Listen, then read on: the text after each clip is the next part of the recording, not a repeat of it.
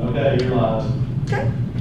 Good afternoon, everybody, to our regularly scheduled board meeting. It's August 17th. We just came in from outside looking at our new reading bus that we'll go over a bit in just a little bit. I'll have Dr. Murphy kind of talk about that. But first, let's stand for the pledge and a prayer. I pledge allegiance to the flag of the United States of America and to the republic for which it stands, one nation, under God, indivisible, with liberty and justice for all. Remain standing. Father, we come to you tonight in the wake of schools starting back, and we pray for your guidance as we try to get kids back into a normal routine. And we thank you for the protection that you've already afforded so many of us, and we pray that that would extend to this entire campus, teachers, staff, students, and their families. And we pray that you would help this board make wise decisions to further these kids' school year. In Jesus' name we pray. Amen. Amen.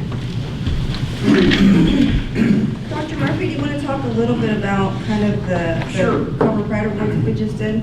Well, it's my privilege to speak to the individuals that we recognize for the Cobra Reading Pit.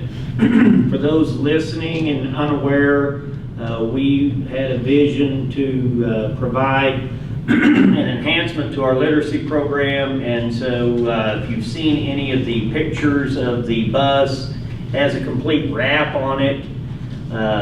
It's called the Cobra Reading Pit. The media specialists have worked extensively. We went and looked at Lake Hamilton was, I think, the first school district in Garland County to participate in this program.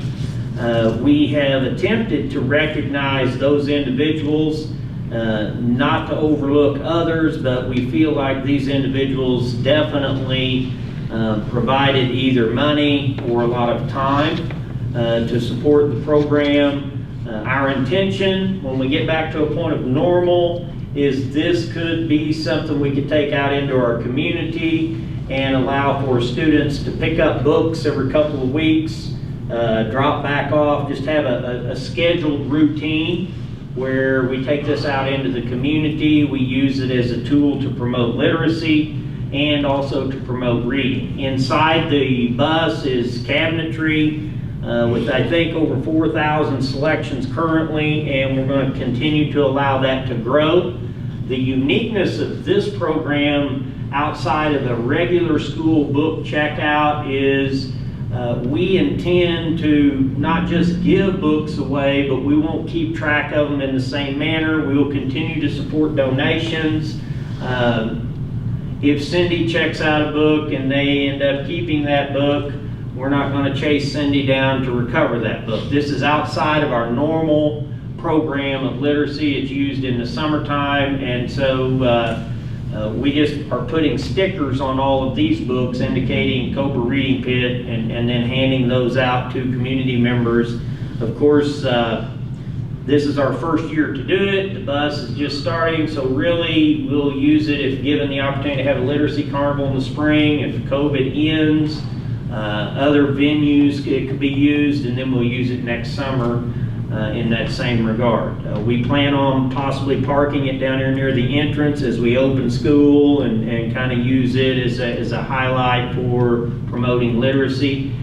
We've listed some people, and Camo Kids has been a big donor. Helen Bryant, we are thankful for her donation. Kevin DeArmond for the work put in, body work, different areas. There's other individuals, as I said, that put into this work. Joel Bryant, Carol Mercer. If you look at the grill, there was some integrated things that we did out of our shop that went into the grill work. So a lot of hands kind of have touched this bus at different times. Matt Walls was directly involved as well. There's a generator in the back of it, air conditioning.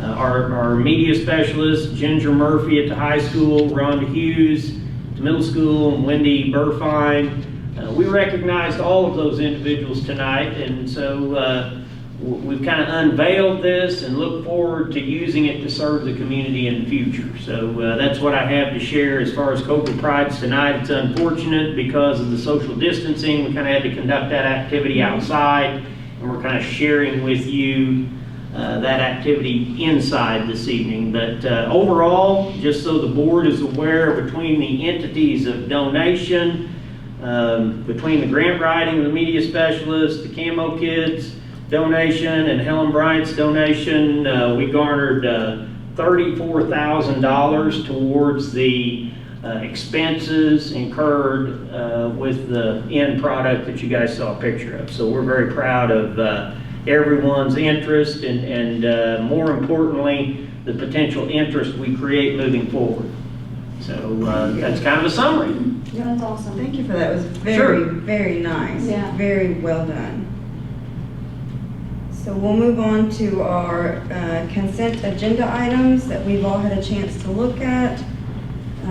So if we don't have any questions on that, then we're going to go ahead and consider those approved by unanimous consent. Our next thing is our superintendent update. Dr. Murphy, turn that over to you. Sure. A couple of items here to report on. One, the financials, when you look at those, we're still waiting a little bit of money to finalize Fund 8 before we reset all of our beginning balances. So we're not completely finished with all transfers in that regard. Our Fund 2 beginning balance will need to be slightly lower, I believe, than what it is. We still hold a relatively, I would say, solid financial position year over year. We will need to approve our budget as we move into school opening by the conclusion of September. So we have our staffing model in place. It's been approved by the board. And then beyond that, we will begin to streamline where the expenditures fall out. Would remind the board that with the interest accrued savings and the refinance, it will position us to have some flexibility in this year's budget. Of course, we have, through some of our expenditures, we've accelerated some expenses related. We've used all of the CARES Act money and some in addition to that, but we are not at a point that I have a true level of concern based on the degree of flexibility that we hold as we're beginning to build out the current year. We think we're in a very good position to open the school year. I do want to kind of see the amount of product as it relates to the personal protective equipment for students and staff, kind of see the amounts of that would begin to run through in the first 3 to 4 weeks will give us a much better idea of whether we are budgeting accurately or not, because we've not had to do this before. So we definitely feel like we're well stocked to get the school year open.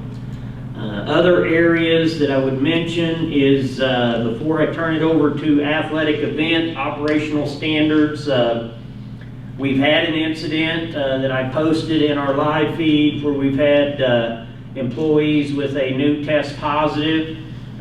We are conducting the contact tracing of that as I presented to you guys per our learning plan guidelines.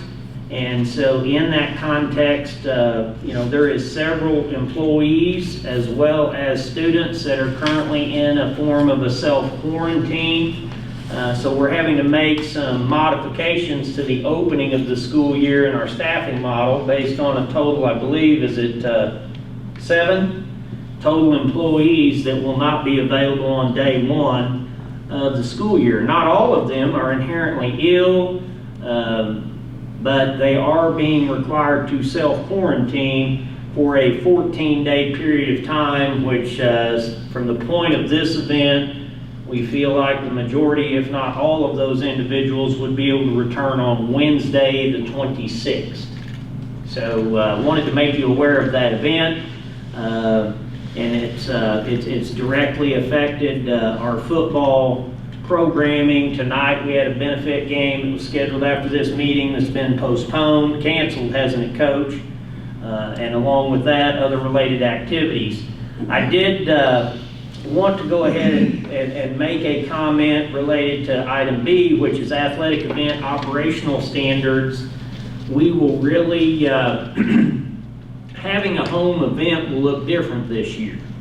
The number of individuals that attend, the days that parents can begin to buy tickets will be earlier than at any point in time before, because you'll have to have a ticket in order to get into the event, and at this point in time, we're limiting access to roughly 700. 613. 613 is the number of individuals that could enter the stadium. And what about the gymnasium? 226. 226 in the gymnasium. So North side. 226 Is that and total? 613. Total. That counts visitor and home. So the 613 or the 226 would be visitor and home, and I did want him to be able to at least share that with you guys as a board, because you're going to hear about it in that context as we kind of move forward when we get to have a home event.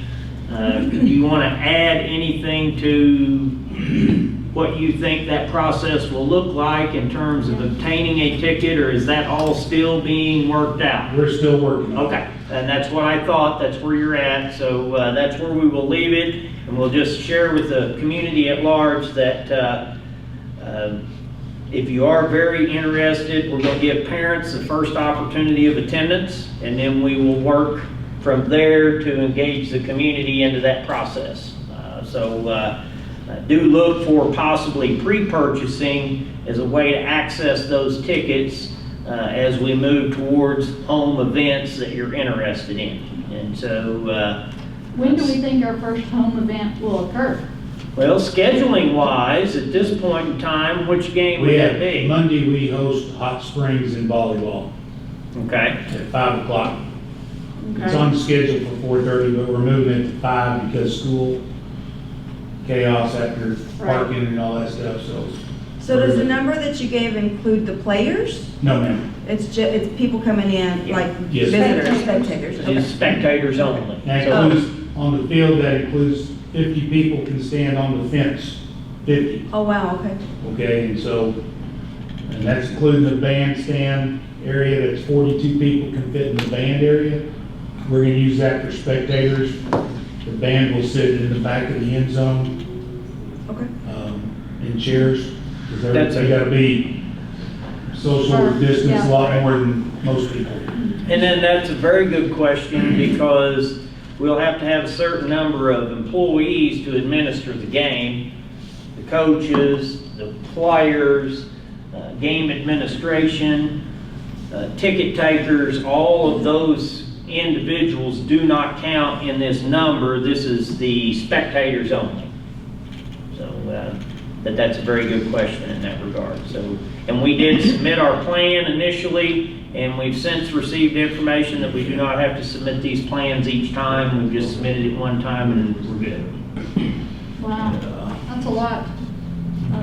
So I just wanted you to be aware of that, because we're going to have some activities coming up here in the future, and I think our community just needs to be aware of it. So with that, I'm going to kind of turn it over to Mr. Campbell, and he's going to kind of guide us in terms of where we stand with our survey that kind of says who's coming to school and who's staying at home. So if you don't mind, Mr. Campbell. Yeah, I don't know. Let me see if I can pull it up. Yes. I can do it over here. I can see it. The board has access to see it. You guys can open it, correct? Yes. Yes.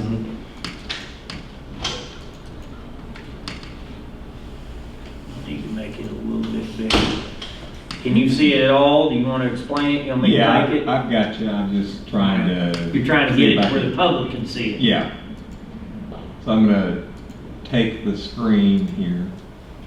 You won't be able to. I won't be able to because you're videotaping. Okay, so if the board can see it and it's linked into the agenda, and so anybody else who has access to the agenda can see it. So this is the point in time where we closed the survey out on Friday.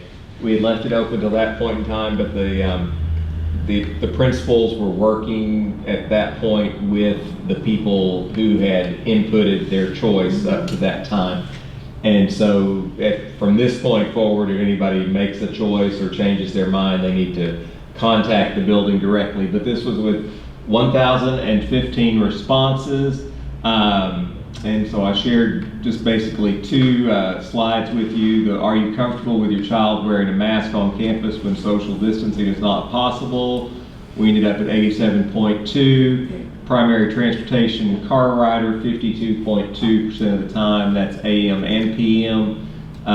In the morning, it looks like we've got about 85% of our folks will be car rider in the morning, if I'm reading that right. No, 65, 66, yeah. Sorry, threw that off a little bit. Internet connectivity, 86.7%.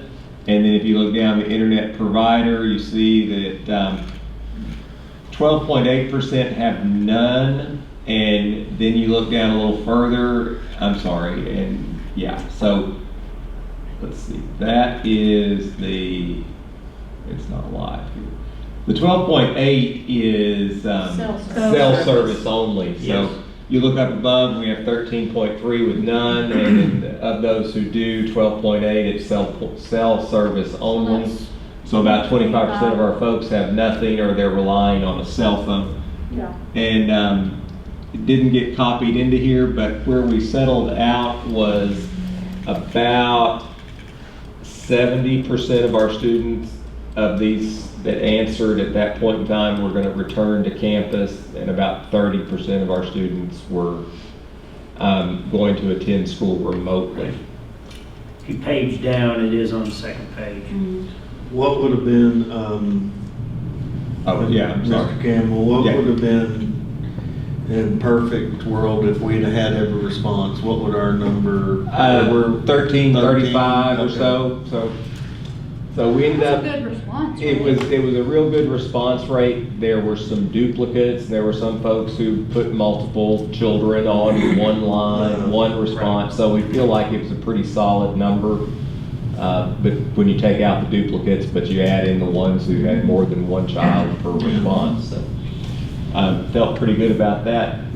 There could be 200 people, students, that we really are not Sure, accounting yeah. for in this process based on duplication. Right. And we just don't know at this Survey. point. You know, some people don't start school until Labor Day every year, and so we don't hear from them until that point in time every year on a normal year. It doesn't matter when we start school. There are people who don't start school until after Labor Day, and so they're I was not aware of that. yeah. So some of those will appear in the days ahead. Also, and then wanted to talk to you just briefly about professional development. We've had our folks on campus for some of them for like 13 days, 14 days already this summer. We have 2 more days with them this next week to get to the point where we are ready to open school. We've been working on our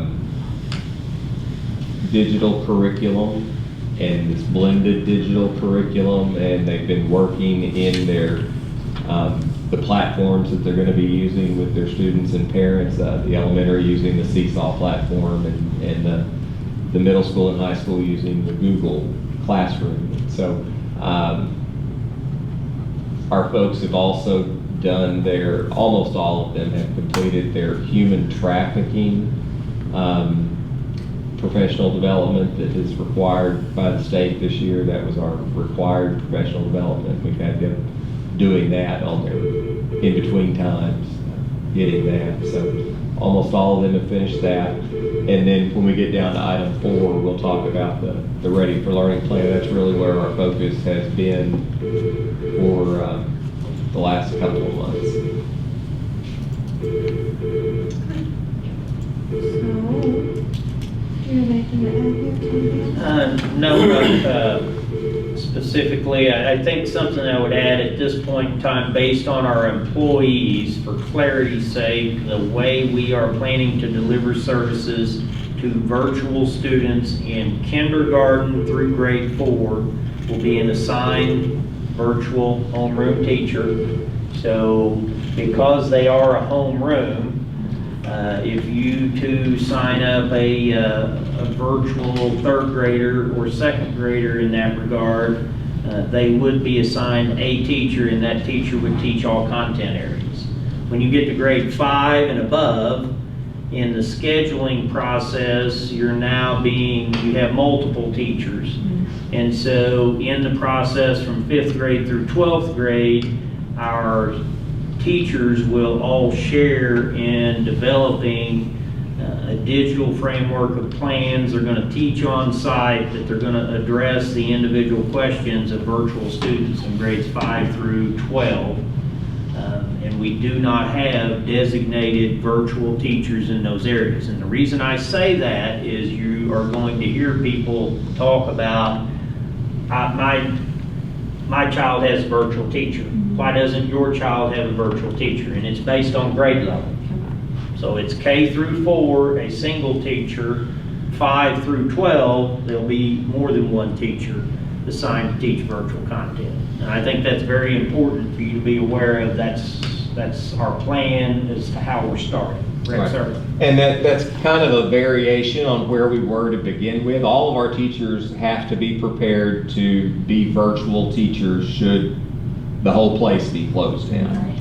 And as the numbers began to increase on our percentage of students staying home, it got high enough to where at the elementary you could peel off literally a full class and have a full class be virtual and still have lower numbers in your other classrooms as well. And so to be clear, that's through 3rd grade? Up through 4th grade. 4th grade, excuse me. Everything elementary Gotcha. would be an assigned teacher, one teacher. When they hit 5th grade, they're going to different classes. Right. And so when the schedule shifts to having a teacher of record of, I've got these 2 teachers for English and math, that's when it would be reflective of multiple teachers. So I just wanted you to be aware of that, because I think that is, that's something that we've been trying to address. We're getting ready to have, we had our first virtual orientation in the elementary school last Thursday. And so we're still handing out some devices. We had some individuals that did not feel comfortable coming to the auditorium. Several others who came, picked up their device, heard the expectations. We tried to carve out expectations for the administrator, the teacher, the parent, and the student, because there's a framed expectation and role for all 4 of those areas for this virtual experience to be successful. And we do have individuals right now that are virtual, that have robust connectivity and plan on joining the classroom with a pretty high degree of frequency. And we do have some individuals choosing virtual with limited to no connectivity. So it's all over the board in terms of individuals that have chosen the virtual platform. Correct, Mr. Campbell? Yes, sir. So, I would tell you that without connectivity in a virtual setting, they're going to have to work pretty hard to follow assignments, keep up with work. A lot of the guided practice may be through a phone call. I kind of walk Dana through the situation. We talk through that on the phone because connectivity may not be available at the point in time of the conference call during my 4th period plan. So, we'll just have to kind of take that a step at a time and try to support as many students as possible in a very wide, creative amount of ways. As far as that is concerned. So there is not a stipulation that requires a virtual student to have connectivity, and that's where the term synchronous and asynchronous comes in from the State Department, is they want us to deliver instruction in a manner that can deal with those two distinctly different audiences. So, anything else there before we turn to item 4, which is the plan itself? So to be clear, the students that are, for example, quarantined now on day Okay. 1 of school, they are to report online. Is that correct? Just Yeah. as if they had been quarantined in the middle of the school year. They That would was- just switch to pivot to home. We're trying to develop a new code in the system of accountability because we still are going to have our teachers take attendance. And what you're describing is an on-site student that's been asked to self-quarantine until Yes. Wednesday, and they're an on-site student. And so we're hoping to be able to designate that student as being quarantined so that they're not counted absent. They could virtually attend if they so choose, and then return to on-site instruction on that Wednesday. So yeah, the unfortunate thing there is they're not going to be able to get the routine of the first day. You know, there'll be, I think there's roughly 25 students on that list in senior high and junior high that won't be able to attend the first 2 days of school and will be able to attend the third. How many new students do we have this year? Do we know? Yeah, I don't know. Don't know. Don't know. Sorry. Yes, sir. Any other questions? Okay. So we will move on to our motions, Brian. Have a motion to approve the Fountain Lake School District Ready for Learning Plan. Okay, so we'll open that up for any questions. You mentioned that it changed from the last time. Only the, I have the slides in there when we presented it at the, In the in the auditorium. auditorium 2 weeks ago, yes ma'am. And so those slides have changed it. There's going to be Is there anything some, major? That's what we need no to ma'am, discuss. there's not a major difference between what you see, what's linked there. There's no Yes. difference between what you see linked there Okay. and what was linked in. So when we were in the auditorium, Mhm. the plan that we have before you today is identical to the plan that we reviewed in depth, took questions. Okay. The question that you're referring to, and I heard Mr. Little ask a question, is what's the governor's current position on masks and the grade levels is last Thursday, we received updated guidance that we have not taken any action on at this point. Probably the 2 key elements in that guidance that I would tell you is through the guidance, it is optimal, not required, but optimal that K through 12 students wear a face covering at all times. So what I would tell you is that the face coverings are being worn with a higher degree of consistency. They've moved from the conversation at a 10-year-old and up to now more of anyone, through the last would be anyone over the age of 2.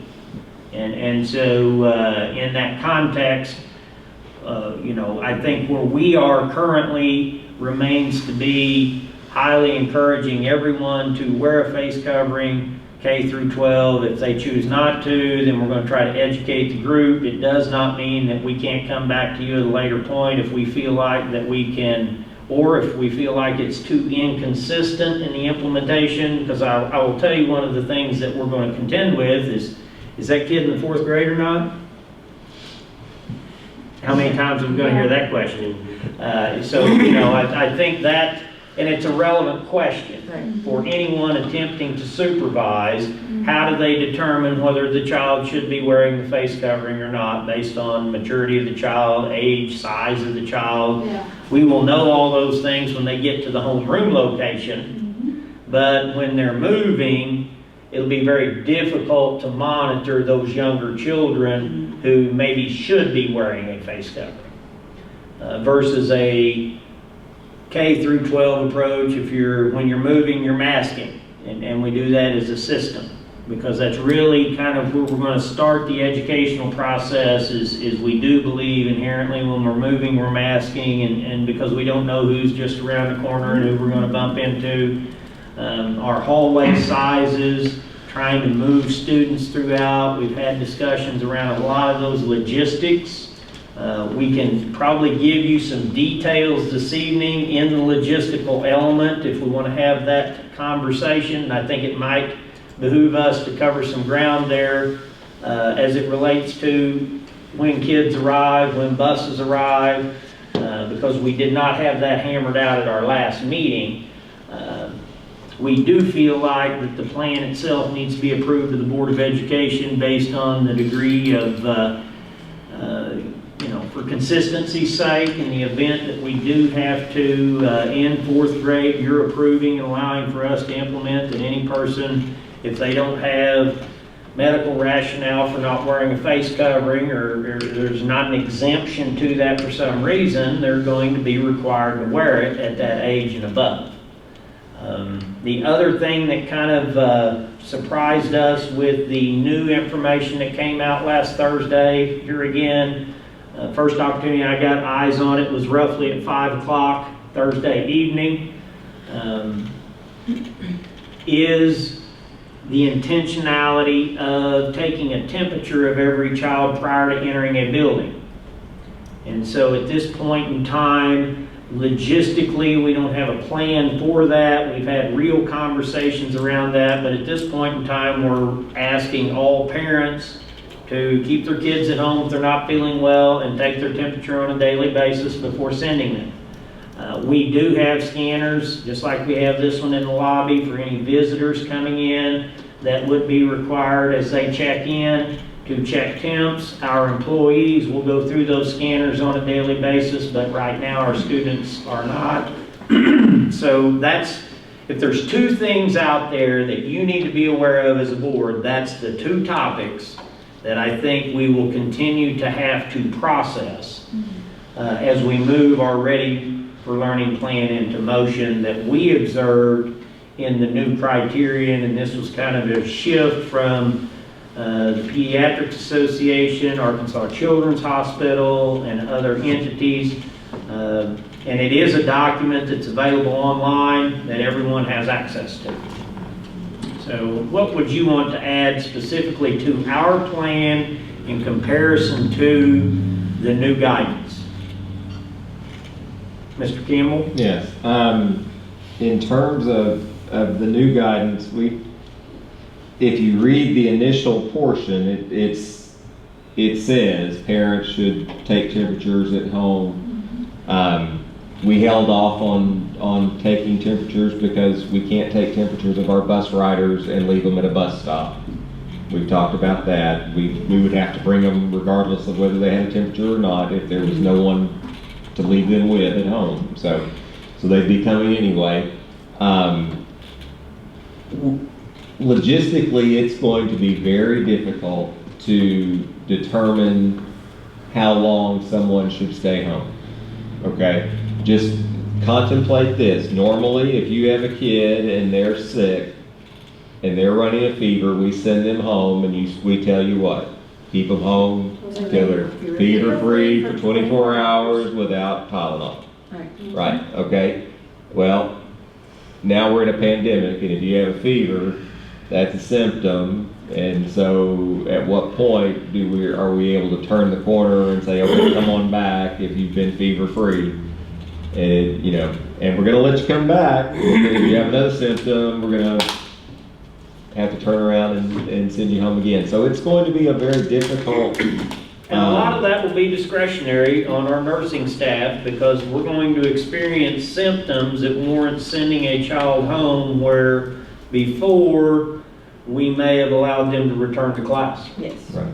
And so, we know full well that there's going to be a threshold of students probably sent home with greater frequency that would be precautionary, that could be symptoms outside the boundary of temperature. I think the thing that we have to be very mindful of is temperature is an element, not the single source of symptoms. Right.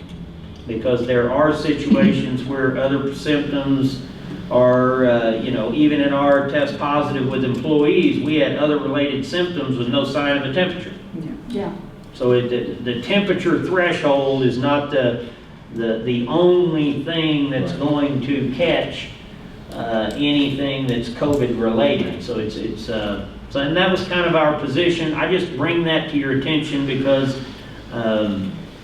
inherently we could pivot very quickly, make an accommodation to do that, and probably not fulfill it very well for the first couple of weeks. What I think we need to do is initiate this process and figure out how we're going to get all of our children safely into the classrooms, because we have a lot of moving parts to keep them social distance, to assign seating, whether that be at lunch, whether we do groups only in certain sections at recess, assign seating in the bleachers. We've got an array of things to contend with that we need to attempt to polish. Not to say that by Labor Day we couldn't institute this as a guideline based on what we learned in the first 2 weeks. But we feel very confident that our staff understands the framework of our plan. We went over that with our employees. We feel that initially we've been trying to educate the community on this plan, and we feel like for the safety and sake of the attempt to open with this degree of consistency, continue to monitor the state level guidance, because it's not a requirement, it's just being framed as highly recommended or optimal. And I don't know that one definition supersedes the other, but neither of them require it, to answer your initial question. So can you talk to, or Hayden, we don't want to misspeak, but can you go and pull up on your device and just frame for the board? We're going to open up to students at 7:30 in the morning. Right, so we're asking all of our certified staff to be on campus ready to receive kids at 7:30. That is a change. That's an earlier start. The buses will begin unloading at 7:40, with the exception of those classroom teachers who drive buses, and they'll be ahead at that time so they can get onto their classrooms. Car riders, we will begin to allow them to unload at 7:30. K4 car rider dismissal and drop off and pickup will be in the awning. We've talked about that multiple times. We're going to start that dismissal in the afternoon at 2:45 and 1:45 on, is that right? 1:45 on Wednesdays. So we can go ahead and begin to get this line moving, and hopefully if they come in down here by the admin buildings where they would enter that line, so we can wrap that line all the way from here to the awning, double stacked behind the auditorium, cover a lot of ground. Middle school drop off and pickup will be, you come in on Faison Drive, come down by Safe Room A, and head south across the front of that building to do your drop off and pick up. That's opposite of the way it was in the afternoons all these years past, but that way it'll get mainly traffic going out the main entrance. There really won't be any need for traffic to be coming in the main entrance. Buses, they'll do their loading. We'll begin that loading at 3:20 on the far side of the campus there, so we're kind of giving back about 10 minutes of that time we're taking from folks in the mornings. So Loading it's in about the same place. in the same place over on the Faison Drive. Yes, ma'am. All pre-K students have to have their temperature taken, and they have to have 3 questions, COVID-related questions, asked and answered before they get out of their car. And that's a Every day? DHS requirement. Yes, ma'am. So they'll actually do their drop off. It's going to be kind of crazy, but they'll drop off in front of the K2 building in that parking lot, which is also the parking lot that all the buses will be circling around through to go back up. So we're not looking for preschool students until 7:50. Okay, so that way there's very little overlap between the preschool parent dropping off and the bus making its loop. So really, if you're a preschool parent and you come to school before 7:50, you're gonna have to sit through this line over here. And then when you get to the awning, you're gonna have to go on past the awning, pull up by safe room B, and wait until the buses have cleared for you to come down. So it's, you know, if you were a preschool parent, if you're rushing to work, you just need to think about what that's gonna have to look like for you. And I would also add that, you know, we are doing this based on the requirements for preschool, but inherently, people are going to want to drop off their elementary children, and we're not equipped to receive any children other than preschool children in that area, because for us to coordinate us accepting students, everybody that's drawing a paycheck is going to have a job. And they're going to be dispersed to specific location. There's no longer a duty schedule of rotation because everybody's got duty when they get here. And so we're moving kids from that awning area described in the kindergarten through 4th grade area. We'll have designated supervision to take care of those kids. The only designated supervision that's going to be in front of the K-1 building is going to be for preschool. And so if somebody thinks they're going to get in that line, just drop one off and go, we're not going to be equipped to handle their child in that area, and they're going to become frustrated with us because they're accustomed to dropping off in that area, and we really did not want to drop any children in that area until we received this preschool information here in the last, that's been within the last 10 days. So, just if So be someone- mindful of that. Yeah, if someone has a preschooler and a fourth grader, what do they need to plan? They need to get in the car rider line, drop off their fourth grader, Okay, but I wouldn't get there till closer to till 7:50. 7:50, closer to 7:50, drop your fourth grader off, And then swing and around. then go swing drop off around, pre-K. go right Gotcha. down. Yeah. Okay, that'll happen inevitably. I Yeah, think. we'll Somebody begin, will have that we'll situation. begin taking kids at 7:30, but But the preschooler's not gonna be able to get off to 7:50. 50, and Ish. just because we take kids at 7:30 doesn't mean you have to be here and drop your kid at 7:30. Right, Additionally, if you normally drop your kid at 6:45, the best thing to do is to put your kid on the bus, or don't drop your kid off until 7:30. 7:30 earliest. Got it. Only thing I'll add is we just finished our video on traffic flow today. We'll be releasing that first thing tomorrow Oh, morning. great, Good. good, Hayden, Very thank you. good. So that'll give us a little bit of insight. We'll also be publicizing into the live feed these specific, you know, directions as far as the time frames that children can come into the buildings. We will do a pre-K through 4 breakfast in the classroom. Yes. Yes. And so we'll have anyone who's a 5th grader or above that's seeking breakfast, when they come off the buses or come into the facilities, they can go to the cafeteria and obtain a breakfast. They just will be, if they're going to be a normal person coming into that area, they'll probably be asked to sit in designated areas, just because we have a much more inconsistent mix of 5 through 12 that have breakfast. But we will do breakfast in the classroom with all the younger children again. Anything else that we're overlooking there I think that's in it. terms of logistics? Is there questions you guys have heard, or questions specifically, anything that we've raised on the kind of the logistics side? Did you mention maybe us bumping to a 320? Yes, sir. Okay, in terms of the on the dismissal.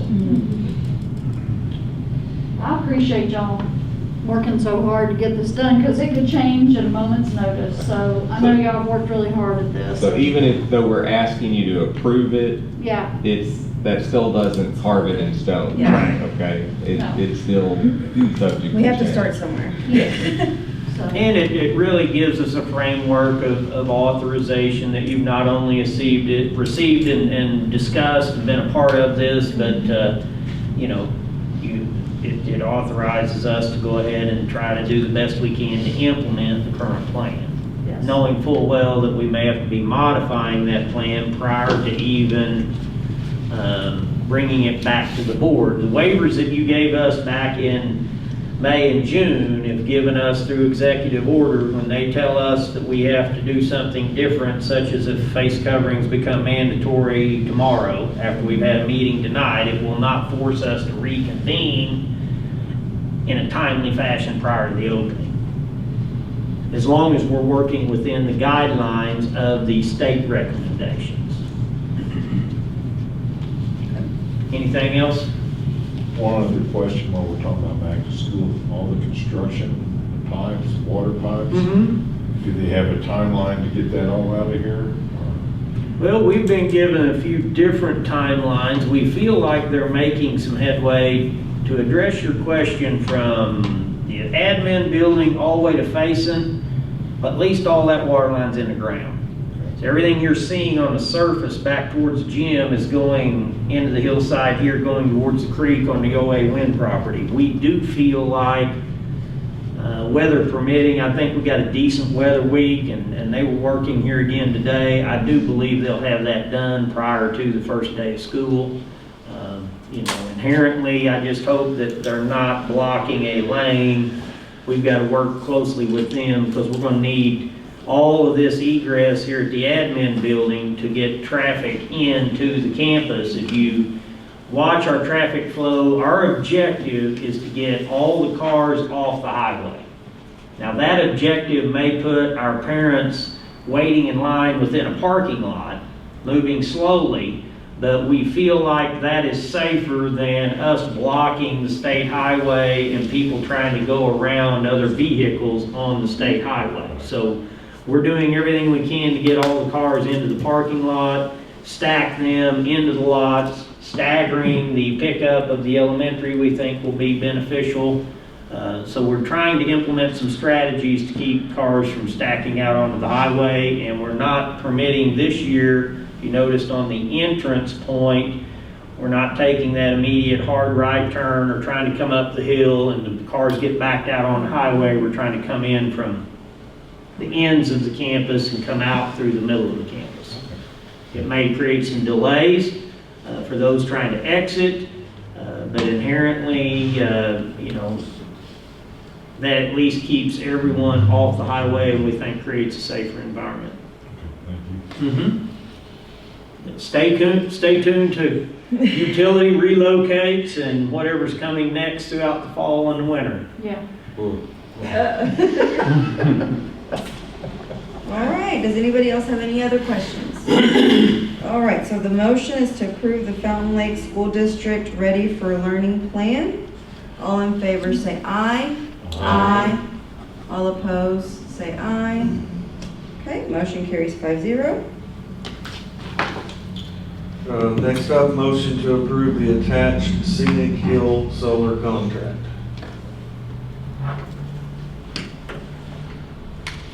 And so you've all had a chance to look at that. We've all had a chance to look at that. I know there's some questions and.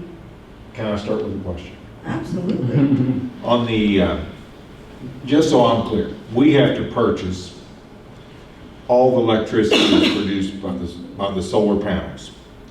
We have net metering back with energy.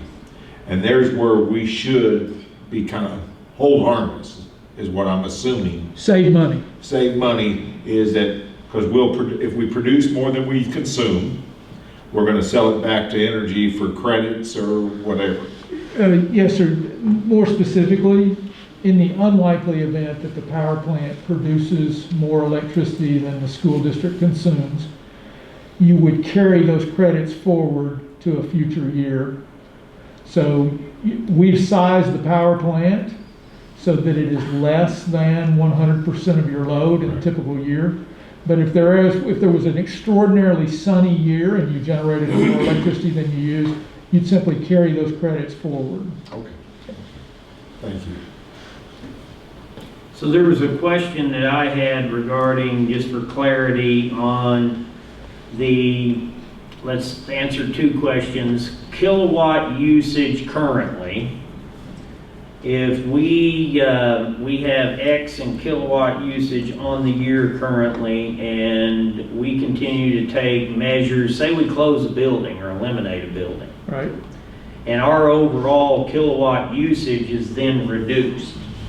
How does the formula work, and does everyone remain, does that work if we use less energy in the future than we're using in the prior 12-month period to design the model? Yeah, so a couple of things there, Dr. Murphy, that are important. First, we didn't design initially to take care of all of your load, right? So Okay. if you do have some reduction through conservation measures, close a building, whatever it is, you've still got some headroom there.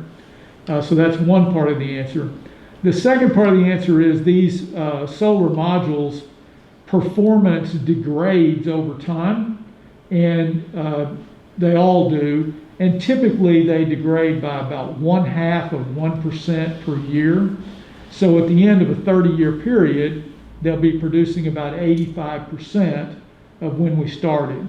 So there's two ways that then you'll have that headroom. One is that we didn't size you at 100% to begin with. And then the second is the solar power plant over time its performance is going to go down slightly each year. And just to be more specific, it's designed for 90% of the load over the 12-month period of this, so you have that 10% margin. And the kilowatt cost in here, I know it's elevated as we go through the contract. It starts out at 31. And I guess that's under the assumption utility rates are going to continue to go up. So that's why that's elevated. Yes, sir. We look back historically. If you look at the last 65 years in the United States across the entire country. About the time I was born. Yeah. Go ahead. Me too. Pretty close. Yeah. The average of all that period and all the utilities across the country has been about a 3.4% increase per year. And what we've modeled is less than that. If you look out at what's been happening, for example, just the last 3 or 4 years here in Arkansas, particularly in this service territory, you can look on your bill and see that there's been a pretty significant annual increase. It's in something called the formula rate plan. If you look at that on your bill, you've seen that.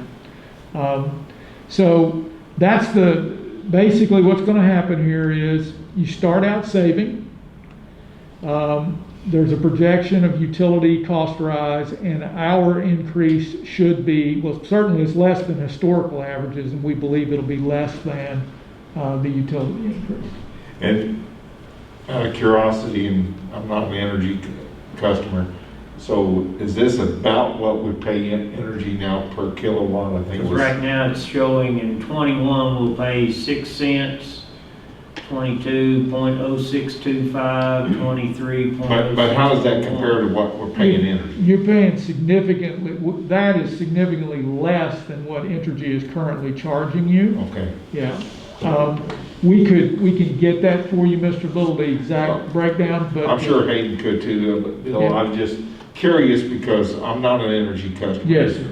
Yes, And bottom line, I like doing something for conservation, right. but I also like saving money. Yes, sir. You know, if it's a win-win, it's a win-win. That's certainly the way we look at it. We throw in the third win of local economic development. We throw in the fourth win of property taxes on the power plant. So there's a number of wins here. Yeah. So what's the, let's say the Arkansas Public Service Commission rates change and they go down, but ours still stay the same, right? Yes, sir. Mr. George, on a sustained basis, rates have never gone down in Arkansas. You probably know. I mean, that doesn't happen. But yes, the contract is such that we're making a margin over the life of the contract, and it's only by doing that that we can, contract and give you the savings without spending your money. Mm-hmm. Will the property purchased be in this school district, or will it be just anywhere in Garland County or another county? We're certainly targeting close to to the school and therefore in the school district. We found a couple of places that we like, but we have not gone to closing on those until, getting in a Right. contract. Right. But that's our intention, yes, ma'am, to be close and visible. Yeah. Will that fluctuate? Will our price fluctuate based on what we pay, or what y'all have to pay for the property or any kind of upgrades that the? We actually, Mr. George, we're taking that risk. We're not gonna bump the price up, if we have to pay more or less than what we budgeted for the land. That risk is on us. So go to that next slide, because Hayden and I have asked several of these very same questions in our prior pre-meeting, but kind of explain to the group, because at this point where you're going to purchase the array, take advantage of the rebate, purchase the property, we kind of walk down through here to year 6. Would Yes. be the first eligibility year that we could potentially consider a purchase and take full ownership if we so chose. Is that correct? Because Yeah. that's when the rebates would exhaust. Yes, sir. More specifically, there's a federal tax credit that requires 5 years to vest. And there's a very severe penalty. In fact, nobody does it. Nobody will sell a power plant before it's had that 5 years because the penalty is so extreme. And that's why the early termination numbers there in years 1 to 5 are so much bigger than the price of year 6 is because of that penalty. But yes, sir, Dr. Murphy, if you guys wanted to purchase the power plant at year 6, then there's a price. And I would say this, Scenic Hill, beginning in year 6, Scenic Hill will always be willing or interested, right, in selling you the power plant as long as we can, reach an appropriate price between us. And the reason for that is that y'all's cost of capital, your cost of borrowing, is decidedly lower than ours. You can go out and borrow at 3% or less for a very long term. On a good day, we can borrow at 6%, right? So there's a big spread there. And that's where, for all public entities, there's a pretty good value proposition, right? You can arbitrage those interest rates and buy the power plant. We're happy to sell it to you, and you're happy to have it. And the reason for that is, the reason you're happy to have it, is that if you do the calculations on what your electricity costs would be if you owned the plant and paid the normal operations and maintenance costs and so forth, it's going to be less than what we're going to have to charge you because your cost of capital is lower than ours. And so we see, our repeat clients, Clarksville Connected Utilities, the municipal utility up there, it's a mortal lock that at year 6 of their contract, they're going to buy the power plant. They're already setting funds aside. Now that's an electric utility, and they've got a ready taker of all that electricity, and that power plant, well, those 2 power plants are actually 10 times the size of what we're talking about for you. So it's a lot of electricity, but they're going to buy. There's just no question about it, because at that point their electricity costs will be so low. It'll be less than 3 cents a kilowatt hour. That's what they'll be generating electricity for. Well, I have another question that I didn't ask you last time, and you may or may not be able to allude to this, but in the grid of energy, what proportionally is public entity based versus residential as far as the usage within the state? Yeah, broad strokes. Yes. Typically they break the customers into residential, Yes. commercial, and industrial. And if you walk around, like I can tell you in Clarksville, Arkansas, I know it quite well, it's essentially 1/3, 1/3, 1/3 in those categories. Now, for Entergy's system, Dr. Murphy, I haven't looked at that. But Clarksville there's no reason to believe Clarksville is going to be different, right, than a larger utility. Is there ever an inherent risk that we end up paying more money to keep the poles up and the wires strung in the context of what we're devising as a plan? So that's a great question. And so there's been a debate, which you may have been reading about, and it's revolving around what's called grandfathering. And grandfathering in this case means that you would have the benefit of staying within the rate structure that you are currently in if you become a net metering customer for electricity. And it's now the Arkansas law that a plant this size, With grandfather? your grandfather for 20 years. For 20? 20 years, yes, sir.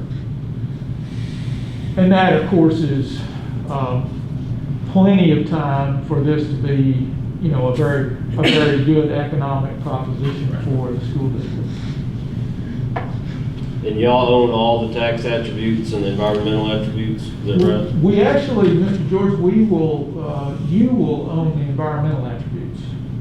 The school district will. The contract says y'all will though. It shouldn't, and if it does, we'll change it for you. What page are you looking We own the capacity attributes, but the environmental ones should be yours. And describe an environmental attribute Yes. for me. Sure. So,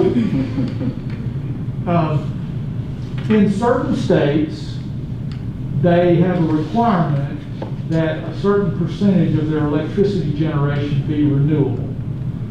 Massachusetts is an example, Illinois, New York, California. I'm with you. And so, for those users of electricity that can't generate enough renewable energy to satisfy the requirement, they can buy those renewable attributes from someone who is producing them. Okay. And so they're literally sellable. Now here in Arkansas, we don't have a renewable portfolio standard. We don't have a requirement that a certain percentage of electricity generation be renewable. So right now, the value of those renewable attributes is quite low. But you could imagine a period of time, or you could imagine a time within the next 30 years when those attributes could in fact be valuable. So we give those attributes to the school district. Now, I will say this, and Entergy is resisting this right now, but we're going to win on this particular point. They don't want you to be able to sell them, right?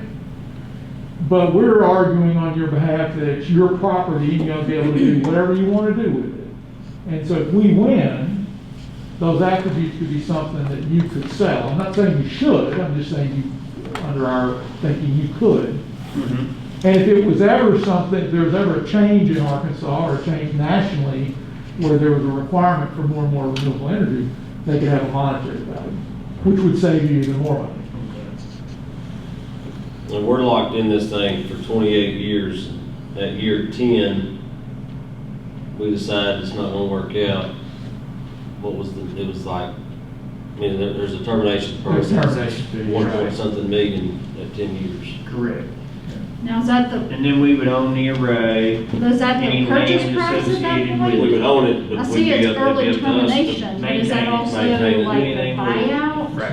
So there's two questions going on there, and I'm gonna Okay. jump on yours, and then I'll come back there. Okay. But so the question that you asked was, is the early termination of agreement or the amount, is that necessarily the buyout amount? Yes. Well, it could be in the future that the buyout amount is lower if we reached an agreement, Okay. right, at a lower price than we'd sell.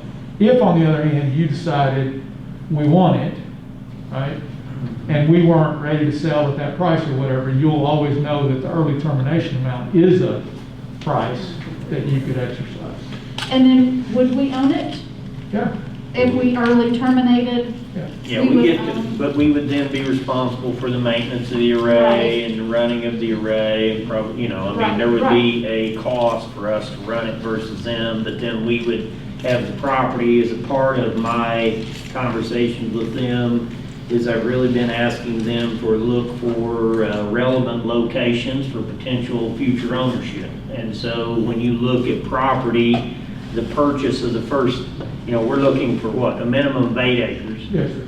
So that, the purchase of the first 5 is your highest price point, and then you go to 10, go to 15, and so, is there a way that we can look at something that land on something closer to 15 acres, because if it's larger than just the array, it could be a potential future site, either for school or gives the school the rationale to own it. So, but if we enter into this contractual agreement, it'll still be at their discretion. Gotcha. It won't be at our discretion. That doesn't mean that we aren't shopping, and Hayden and I are not looking at potential land locations as well, because we're working collectively together.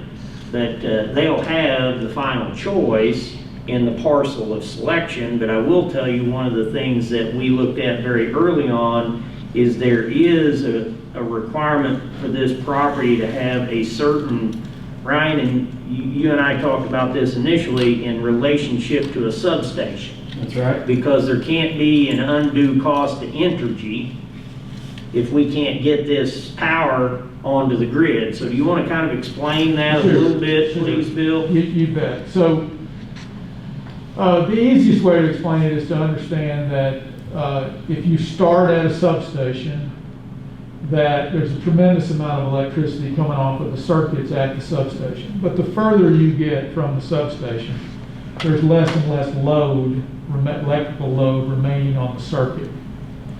Well, Entergy requires that we can put no more onto a circuit than 2/3 of the minimum daytime load at any point in the year on that circuit. So it might be, if it's an industrial circuit, it's likely to be Christmas Day, right? Where nobody's working. Oh, yeah. Yeah, but facilities shut down. So that puts us at that puts a marker, if you will, or a cap on how much we can put onto the circuit without some very expensive upgrades to the electrical system, which we have to pay for. If anything we do that changes materially the circuit is stuff that we have to pay for out of our back pocket. So we look for then optimal places to get onto the grid, and we're good at it, right? I mean, by now we know what to look for and so forth. But we do get surprised, right? We'll think, well, that's a great circuit right there. There's three manufacturing facilities all in a row on that circuit, right? And we think, okay, this is going to work, and then we discover that we just didn't understand the circuit. Well, we can fix that with dollars, but you don't want to fix it with too many dollars. And then the economic gets upside down. So what will happen, presuming success here and approval, we'll sign the contracts and we'll run off and we'll go find 2, 3, 4 possible locations. And we'll evaluate all of them, right, with the utility, with Entergy. And they'll come back and they'll say, okay, you're going to have to put in something that's the bane of our existence called direct transfer trip. So you're going to have to run fiber optic cable back to the substation. You got to pay for all that. You're going to have a communication device that allows the utility to shut the array down in the event of backflow to the substation or whatever. We try to avoid that. Or over here you might have voltage problems, right? You're causing voltage fluctuations on the circuit, so you have to fix that. So there's easily 6 different broad categories of things that we might find on a circuit we might have to pay for. So we put that into our decisions about a location. And that's why when Dr. Murphy says, hey, can we dual purpose this land, right? Can we find something that'd be good for the school long term but satisfies your needs in terms Immediately. of electrical infrastructure, well, it's not a slam dunk that we're gonna be able to do both those things. We're gonna try, right, but. And I just wanted to make sure that that was a part of a degree of understanding. And I would also want to clarify that there, at no point would we ever be required to even purchase it. If the array's running, we're not under obligation. When they purchase the property, we're under an obligation to the agreement, not any early termination. All the early termination does is say, here's the number if you want to own it. Right. And it could run, I think there's always that skeptical lens of what would be viewed as problematic in this type of agreement.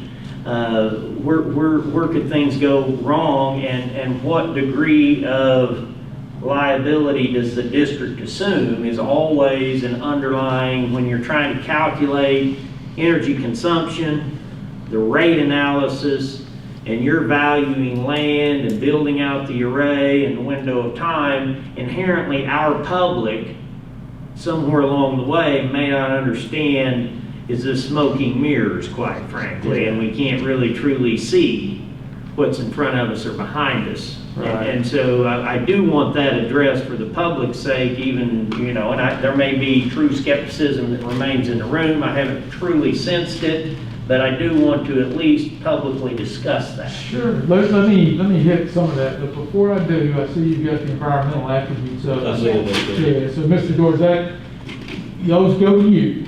In this case, you're the buyer of the electricity, so those attributes are the school district's. But it says, and shall not be entitled to transfer such environmental attributes. So we can't do anything with them, but we own them? Is that the way I read that? You own them. They're yours. What this is saying is that we're trying to protect you from an attack from the utility on the contract. Okay. They're taking the position that you can't sell them. We're taking the position that we want to get the Public Service Commission to say that you can. Okay. And once they do, Gotcha. then you can sell them Okay. and you're off to the races. Okay. Explain to me, G, the capacity and some of their services. Yeah. All good. So right now, there's not much value in terms of capacity and ancillary services with respect to one of these solar power plants. But since we're the owner of the power plant and we're selling you electricity, we want to make sure that should there be a future value there, that we can monetize that. So that's, you might see the possibility in the future of providing voltage regulation services as an example, right, on a circuit. And in fact, in some of the, you may know this, in some of the higher voltage, transmission lines, Me so. yeah, exactly, yes, sir. There are folks that are doing that. But let me come back to Dr. Murphy's, hey, this for the skeptic, right? So I think it's fair. So I'd say first, you're protected in the sense that you're going to be saving money without spending any money. So that's your first line of protection in the contract. Okay. Secondly, it would take an unprecedented kind of event, a historically unprecedented event in electricity markets for you to even get to the point of no longer saving money. Because we're starting out lower than what you're paying. We're gradually raising it, but at a rate less than the historical average. We could do the calculation for you another time just to show you how long it would have to be, right, where the utilities rates were flat and ours were going up. We could calculate for you how long it would take for you to then be paying the same rate as you're paying now. We've done this for other clients, and the reality is for those clients, they never got there, right? It was the differential was such you just never got to. So then you'd say, okay, well then how could it possibly be the case that you would be paying us more than you would wind up paying the utility? Well, the only way that happens is if the truly unprecedented thing happens, which is what they're charging you goes down significantly and on a sustained basis. And you can't find a period in U.S. history where that's happened on a sustained basis. So at the end of the day, what you got going for you is math, right? Not extraordinarily complicated math, just math. We're starting out lower than what you're currently paying, and we're going to go up less than what has historically been the case. But you have to really, and then you say, okay, well, that's a final thing. You know, so Mr. Lambert, somebody says, well, yeah, but you know, it could still happen, right? So you should ask them, well, how long will it take? And they'll say, well, 28 years is a long time. You know, by year 20, it can happen. Okay, let's take that and address that. So for it to be a net negative for the school district, any incremental difference where we're upside down in year 21, 22, 23, 24, 25, 26, 28 has to exceed the savings in the first 20 years. Well, at that point, I mean, you know, Very we're all going home, fast, right? yeah. You know, I mean, we've had COVID multiplied by 10, right? I mean, Yeah, we're in leap year 2020 forever. yeah. Is there a production guarantee? Like, are we guaranteed to save for the next 28 years? No, so there's no guarantee. Your only guarantee is this: you don't pay for anything that we don't produce. So if we don't produce electricity, you don't pay for it. I know, but with it degrading, you know, at, what is it, 0.5% every year? Yes, sir. If it's not producing, we're not saving, Well, right? let's say we're producing at 85%. You're saving on those 85% of the kilowatt hours that get produced. Yeah. But no, the other consumption that you are consuming, you're paying Entergy their rate. The full rate. Their rate, whatever their rate is. Whatever the, yeah, and that's a full rate, it's the rate based on the difference of what we're not producing. Right, right. So if, this year, let's say, as Ryan points out, we're starting you with a contract that we're projecting will produce 90% of your total load. Well, that last 10%, you're paying full smash to Entergy Arkansas, just like you are right now. And if you... On 10% of the kilowatts, Yes, sir. Full smash on that. just through design. Yeah, and it's a choice. You know, if you wanted us to go up to 99%, we could do it, but you also wanted to have the downside protection, and we can't give you both. We can give you one, but not the And other. so I had a comment and a tough question. All right, I'm ready. You've had Let me them stand up. So, I mean, when you guys came in, this is really impressive. I mean, I really thought it was neat, never even probably realized it was an option. Yes, sir. So on the flip side, and when you did what you did, you realize there's options. Yes. So you've mentioned a lot about energy. Yep. They have an option. Yep. And there are some school districts in our vicinity that have went with that option. So from your standpoint, I mean, I'm very impressed. I'm an option guy though. I almost kind of want to hear that option. Sure. But from your point of view and what you can say, what are the differences? Sure. Well, first,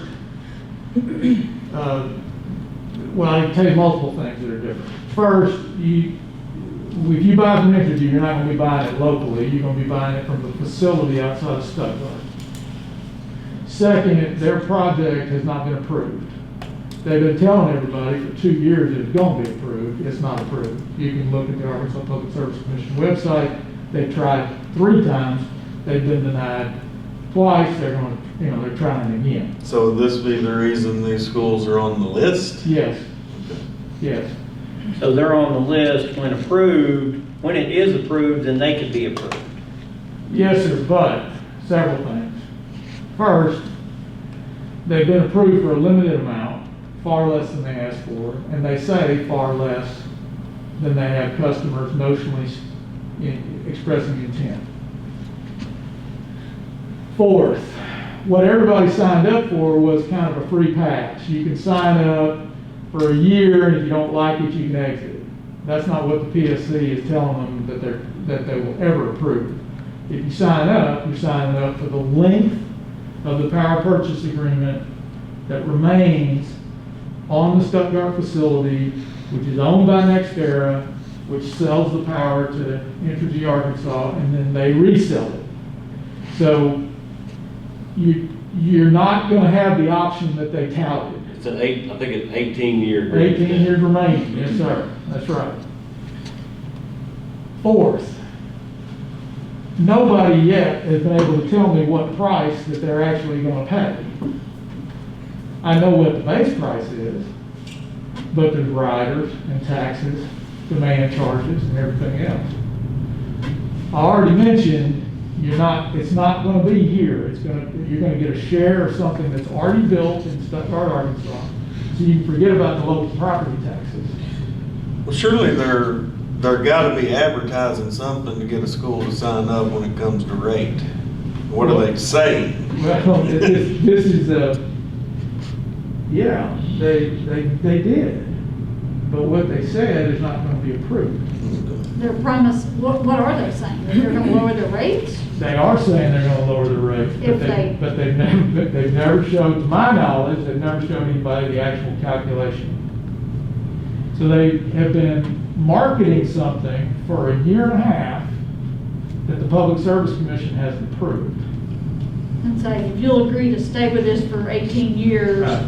we'll lock your rate in at a certain That's low right. rate. And there's something going on right now with getting that approved again, isn't there? No, that's the third attempt, yes, sir. They're trying again. And look, I'll tell you the other thing, because you asked about options, and and don't take my word for it, read their filing. They did this solely and purely to stop what we're proposing to do for you. I mean, they're transparent about it. This was a reaction to Act 464. Oh, it's not surprising to anybody. Yeah. Well, obviously, being good business people, that's what you do when you got a competitor. Well, if you have a monopoly, that's certainly what you do, which is what they do. But theirs is, if it does go through, theirs is fixed, right? It doesn't go up every year. It's not clear to me that that's true yet, because I can't find their rate. They're saying that a base rate is fixed, but there's going to be riders on top of it, as well as demand charges. So one thing I can tell you, Mr. George, is not true.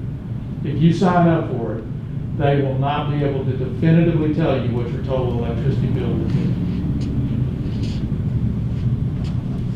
That I can tell you for Just sure, that it will be lower than it is currently. on one part of it.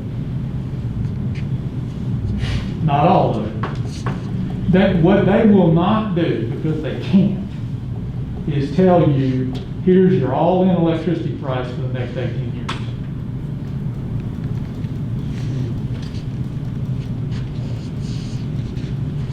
Brian, did that answer your question?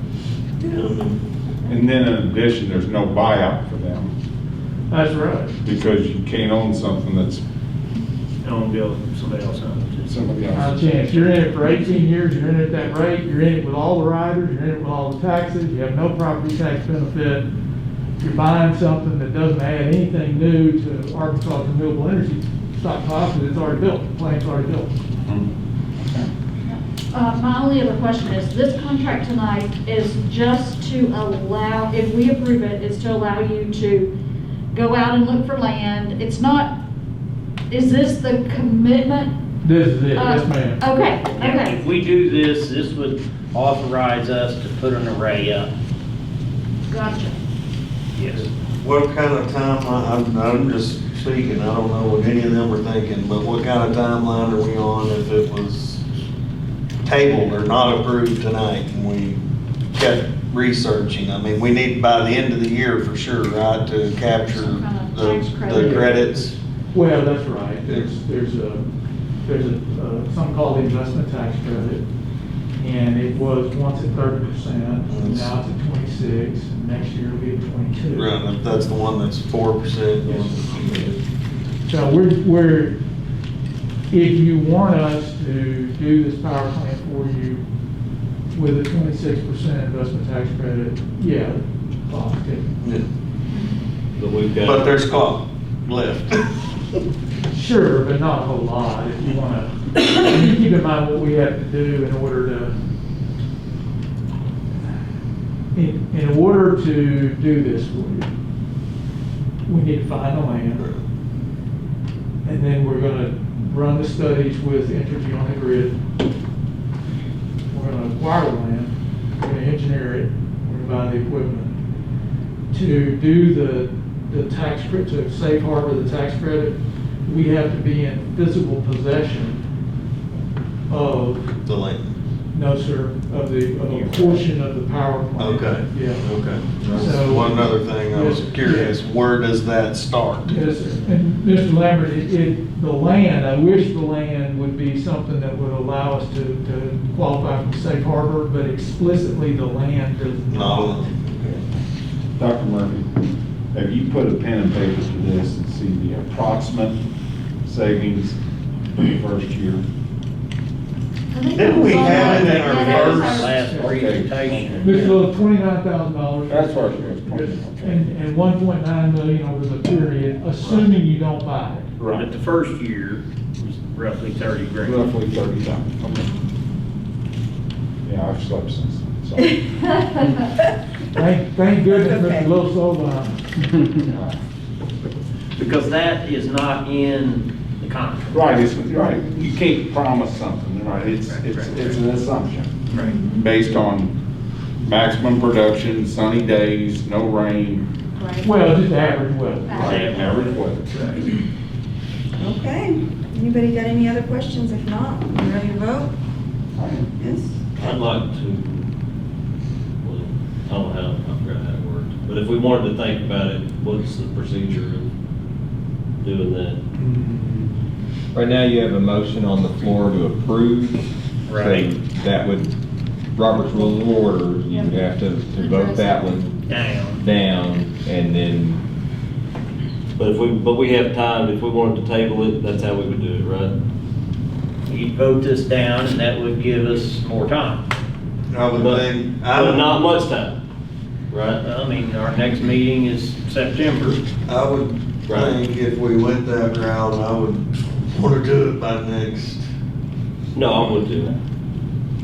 Your timeline in terms of kind of where we're at, in terms of the vetting, you know, the only obligation, because if you open the door, you're gonna open the door to any and all vendors. You bring Entergy in, you bring Bill back, you bring any other competing interests back to the table, and then kind of go through that process, hear everybody's pitch, and then either pick one on that evening, or then you will want further time to process the three of them, and so realistically, you'll either need a special meeting in between, or probably an October approval is what you'd be looking at, which that will run you probably out of time to garner the 26% rebate. And then you'd move to the 22, which then inherently, your numbers look a little different the following year as far as accrued savings in the first year.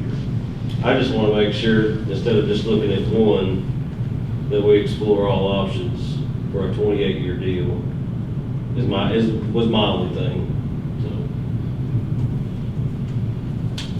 And do you have anything to comment as to why we got to where we're at? The only thing I add, we started this over a year ago, all very good questions tonight. I'm glad we're all asking them, very same questions we asked Bill and Ryan. I personally called multiple vendors. I talked to Energy, talked to Lakeside School District about the same thing, about their lock-in rate and kind of where they're at today. It's kind of nowhere. Like Bill said. Two other solar vendors we contacted, spent very long conference calls on. Me, Joel, John, sat on those conference calls for about an hour and a half apiece, just looking at different portfolios. We didn't make any resource calls or, follow up on them on how the performance was, but just how involved Scenic Hill was in the state of Arkansas. There is no doubt that they're the leader of solar in the state, and we spent a lot of time early on back before Christmas, visiting with Ryan and Bill, toured the Oriole facility, and definitely vetted 2 other companies before we made that phone call with Ryan and Bill. So, that's why we were making the recommendation to vote on tonight. After tonight and hearing your presentation, thank you for coming. I'd like to go ahead and move it to a vote today. I just don't see the point in putting it off at this point. After talking about it. I got clarity today. I'm ready to move it to a vote. Is that okay? You're running the meeting. You already have that motion on. Yeah, you've got a So you gotta motion deal to with it. vote, and even if, it could be voted down and prolonged, and we could bring it back to the table, or it could be voted through, but either way, we've got a motion to vote, and we need to vote. Okay, so let's go ahead and vote on it tonight. So, the motion is to approve the attached Scenic Hill Solar contract. All in favor say aye. Aye. All opposed say aye. Uh, Motion carries 3-2.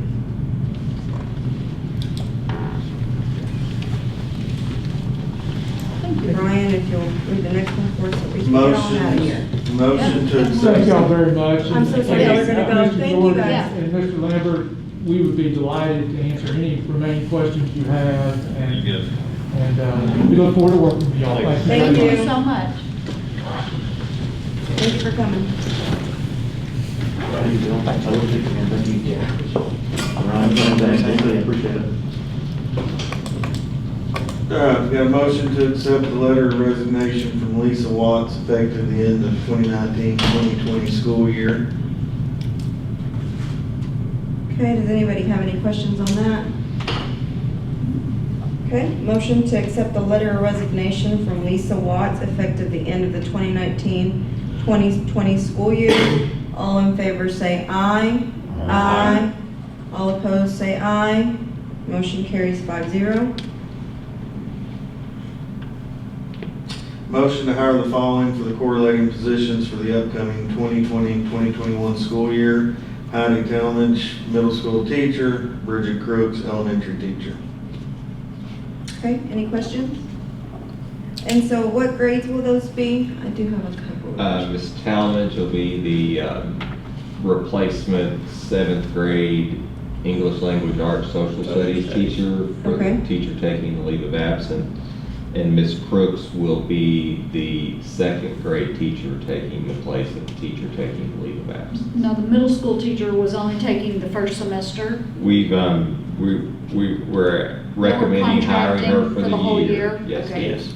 Just, And that is based off of the struggle we're having in terms of managing class size, available Yeah. space, supervision. We feel as though that we'll have work for her to do throughout Okay. the year. Very good. So just to be clear, after this year, then that's another middle school teacher's salary that we would have to pay when these Miss- are 1-year positions. Oh, it's a 1 year. one-year position, it's just for a year, okay, Yeah. sorry, okay. And Bridget is what grade? 2nd grade. 2nd grade, For Ms. Holland. for Ms. Holland's Ms. year of Yes. absence. Yeah. Got it.